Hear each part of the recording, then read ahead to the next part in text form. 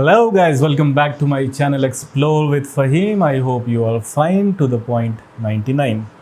So in this video I'll be telling you about vocabulary. Vocabulary is just like jewels in your crown. It enhances your personality. Of course, it does.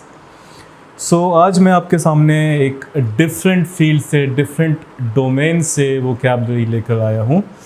This vocabulary belongs to medical field. I thought I should be sharing some common words which you already know although, but फिर भी कभी कभी ऐसा होता है कि हमारे mind से वो वर्ड्स स्लिप हो जाते हैं. So I thought I should be making a video on this which is medical vocabulary. तो मैं आपके साथ medical words like equipments, some diseases, some medical terms I'll be sharing. Let's get started. चलिए शुरू करते हैं. Okay, so the first word in medical vocabulary is boil, as you can see, which means infected swelling with liquid inside it, which is generally seen in all the teenagers. Example, you will need to go to the doctor to have this boil lanced. Lance means to puncture it and then the doctor will clear it. Next word is lump, which means swelling.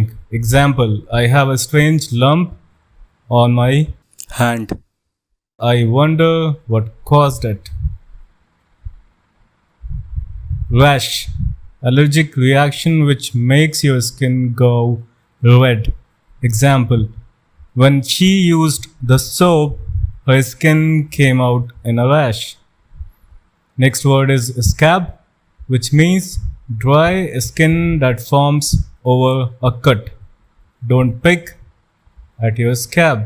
You might make it bleed. यानी कि ज़्यादा उसके साथ छेड़छाड़ मत करो जो आपकी चोट के ऊपर स्कैब आ जाता है, वरना वहाँ से ब्लीडिंग हो सकती है. Spot, red mark on the skin, which is much smaller than a boil. Example, when he was a teenager, he had a lot of spots. Next word is swelling, which is very easy. An irritation or infection that makes the skin rise. After the wasp stung her, she had a swelling on her leg for days.